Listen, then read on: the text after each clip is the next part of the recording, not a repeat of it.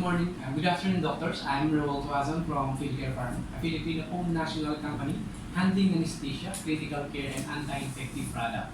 And I'm here to introduce to you a new fat in MRSA management that is less toxic and more convenient to use, our Imtec Teicoplanin IV.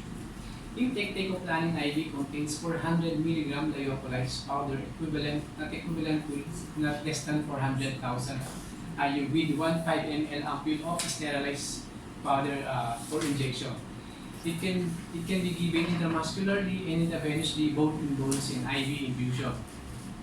According to Center for Disease Control and Prevention, antibiotic resistance continues to be a serious public health threat worldwide.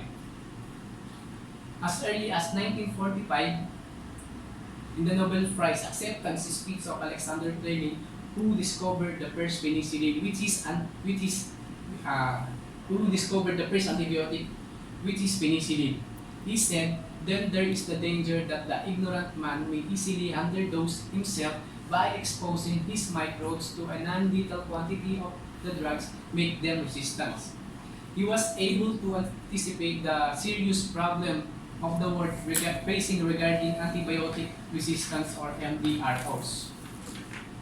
So, to give you more background, antibiotic resistance is the ability of the bacteria and other microorganisms is to resist the effect of antibiotics to which they were once sensitive, and multi-drug resistance organisms are defined as bacteria that have become resistant to more than one class of antimicrobial agents. So, a common example of this is methicillin staphylococcus. This methicillin-resistant Staphylococcus aureus, which became evident in 1961. It is a kind of MDROs, which is a bacterium can causes infection in different parts of the bodies. It's tougher to treat than most strains of Staphylococcus aureus or staph because it is resistant to commonly used antibiotics like amoxicillin, penicillin, oxacillin, methicillin, and cephalosporin. Excuse me. So, but great news, there is now a better alternative for surgical prophylaxis and treatment of MRSA management, our Imtec Teicoplanin IV. Imtec Teicoplanin is an antibiotic used in prophylaxis and treatment of potentially serious infection caused by gram-positive bacteria, including MRSA and Enterococcus fecalis, as well as infection, including those which cannot be treated by other antimicrobial agents such as penicillin and cephalosporin.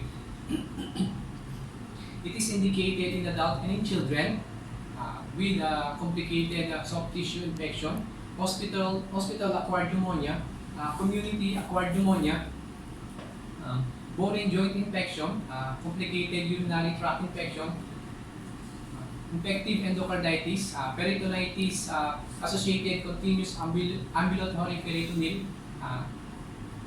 dialysis, and bacteremia. It is also indicated as an alternative treatment for Clostridium difficile infections, associated diarrhea, and colitis. Teicoplanin is a semi-synthetic glycopeptide antibiotic with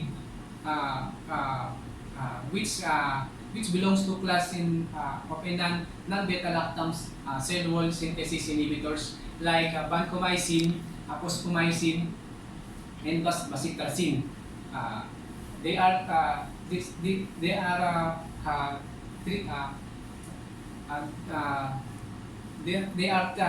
treatment for gram-positive infections. And hence the mechanism of action of Teicoplanin Imtec it inhibits the growth of susceptible organism by interfering cell wall biosynthesis aside from the different affected beta lactams. peptidoglycan synthesis, binding specific to D-alanine and D-alanine residues. So in many cases, especially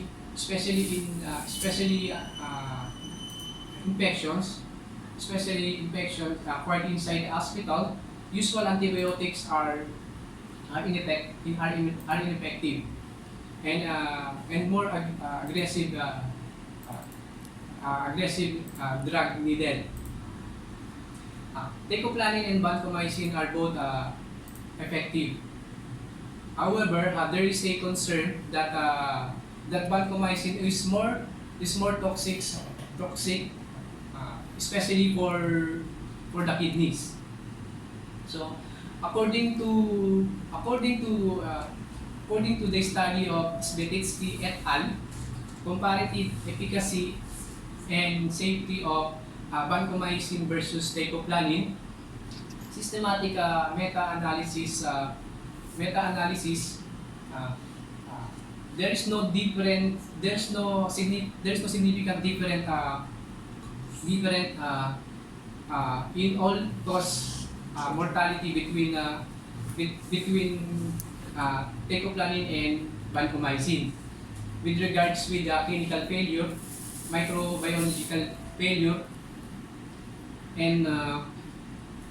microbiological failure, and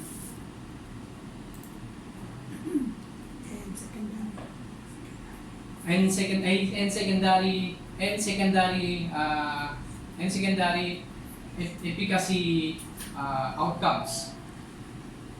So however, our Imtec teicoplanin, it's a better alternative. Over vancomycin when it comes in infections, especially in kidney, because it has lower nephrotoxicity and no Redman syndrome. So, another clinical evidence of our Imtec teicoplanin shown in the study of Harding et al. JAC volume 12.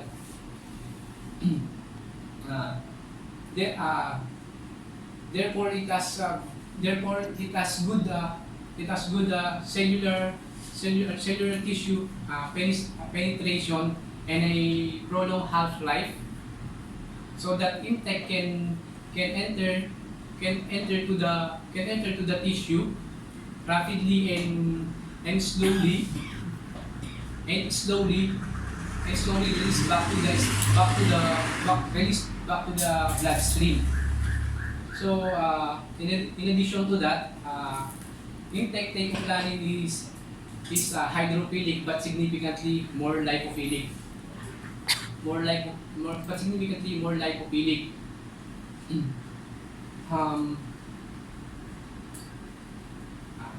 In addition to that, Imtec teicoplanin is hydrophilic but significantly more lipophilic than vancomycin.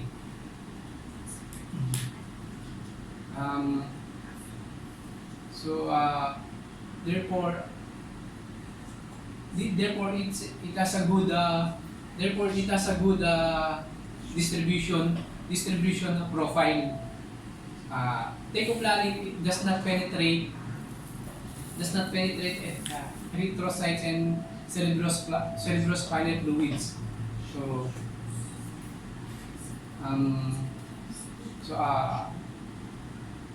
According to 2017 in surgical infection society, revised guidelines on management of intra-abdominal infections in adults and in children. Teicoplanin is recommended as an alternative empiric